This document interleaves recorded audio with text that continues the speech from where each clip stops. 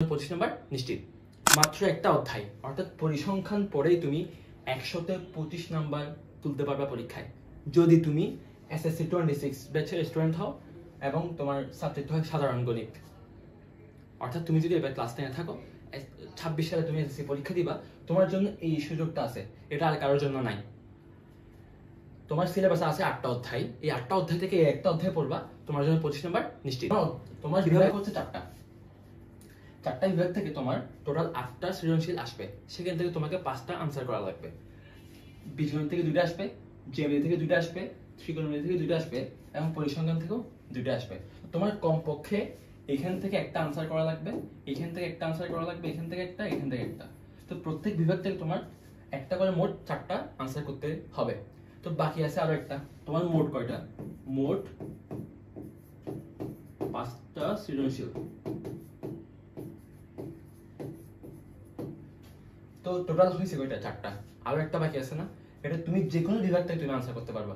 বীজগণিত, জ্যামিতি, ত্রিকোণমিতি, পরিসংখ্যান, যে কোনো বিভাগ থেকে তুমি আনসার করতে পারবা।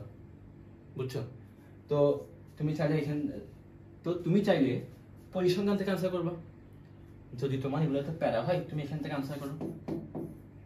2টা সৃজনশীল। তো তুমি পরিসংখ্যান থেকে কমপক্ষে একটা আনসার তো তোমার করতেই হবে, তুমি 2টা আনসারও করতে পারবা। তো তোমার সৃজনশীল হচ্ছে কয়টা? 2টা। তো নাম্বার কত? নাম্বার হচ্ছে 2 গুণ 10, অর্থাৎ তুমি এখান থেকেই 20 নাম্বার তুলতে পারতেছো। দেখছো কিভাবে 20 নাম্বার এখানে উঠে গেছে। তোমার এমসিকিউ আসবে টোটাল 30টা। তুমি যদি আগের বছরের কোশ্চেনগুলো দেখো, তুমি দেখবে হচ্ছে এই অধ্যায় থেকে মিনিমাম 2টা, সর্বোচ্চ 3টা আসছে, 4টা হয়তো আসতে পারে। তো এখন আমি ধরে নিব এখান থেকে তোমার কমপক্ষে 2 থেকে 3টা এমসিকিউ তোমার আসবেই। তার মানে হচ্ছে কি 2 থেকে 3 নাম্বার। আগে ছিল 20, এখন 2 থেকে 3, মানে হচ্ছে টোটাল কত? 22 বা 23 নাম্বার তুমি পাচ্ছ। তোমাদের সংক্ষিপ্ত প্রশ্ন নিয়ে আসছে। তো সংক্ষিপ্ত প্রশ্ন আসবে কয়টা? আসবে 15টা, আনসার করতে হবে 10টা।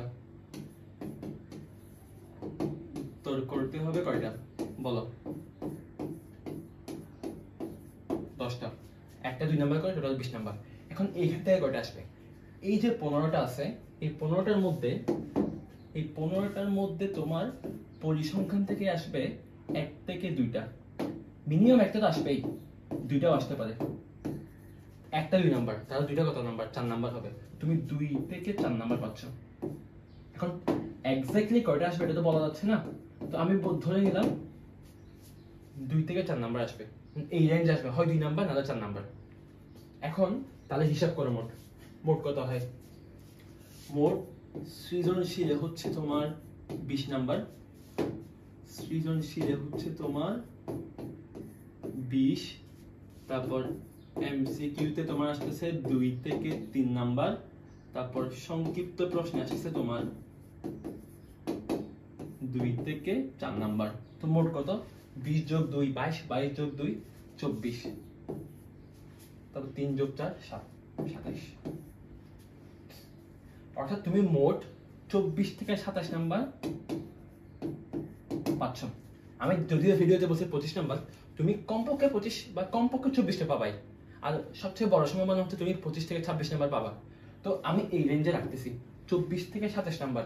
তুমি যদি এই একটা অধ্যায় পড়ো, ভালোভাবে পড়ো, তাহলে তুমি 24 থেকে 27 নাম্বার নিশ্চিত।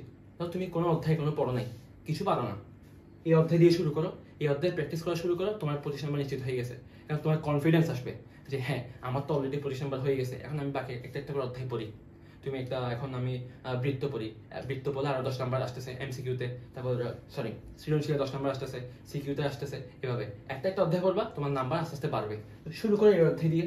যদি তোমার কোনো কিছু পড়া না থাকে, এই অধ্যায় দিয়ে শুরু করো, একটা অধ্যায় পড়ে তোমার 25 নাম্বার কভার হয়ে গেছে। তো এটা তোমাকে একটা কনফিডেন্স দিবে গণিতের ক্ষেত্রে। আর যদি তুমি সবকিছু পড়ে ফেলছো, 8টা অধ্যায় তুমি পারো, তাও তো আলহামদুলিল্লাহ, সমস্যা নেই। তাও তোমাকে এই অধ্যায় থেকে মিনিমাম 12 নাম্বার আনসার করতে হবে, একটা সৃজনশীল আনসার করা লাগবে, 2টা এমসিকিউ দাগানো লাগবে, তো কমপক্ষে 12 নাম্বার তুমি এই অধ্যায় তোমাকে পড়া লাগবেই। এখন কিভাবে পড়লে আমি সর্বোচ্চ নাম্বার পাবো? 25 থেকে 26 নাম্বার সবগুলো আমি পাবো। তোমার প্রথম কাজ যেটা হবে সেটা হচ্ছে বই রিডিং পড়া। এখানে অনেকগুলা জ্ঞানমূলক এমসিকিউ আসে, সবসময় যে অঙ্ক আসে এরকম না, জ্ঞানমূলকও আসে। তো তোমার ওগুলো পড়া লাগবে। তো বই রিডিং, বই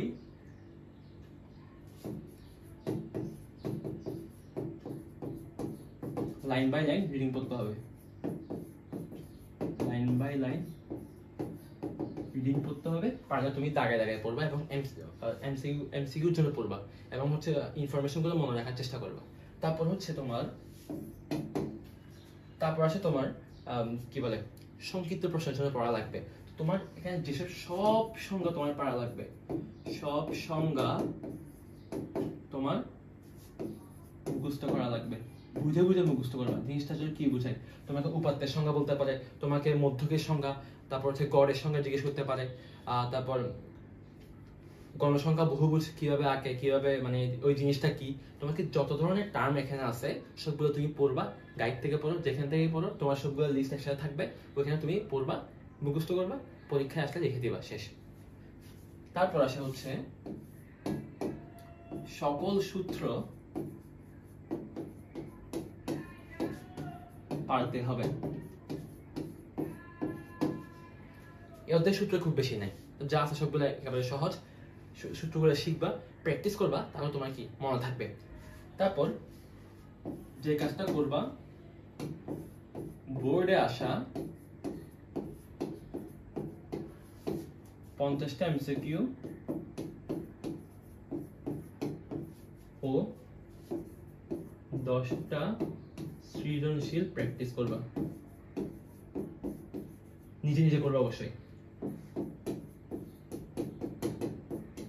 এটা মাস্ট হচ্ছে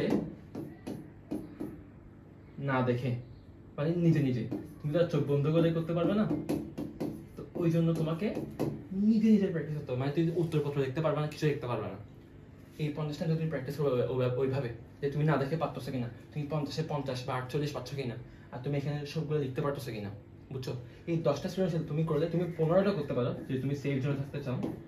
তো এর বাইরে এখানে তুমি যেসব কোয়েশ্চেন পাবা, এই টাইপের বাইরে তোমার কোনো কোয়েশ্চেন আসবে না।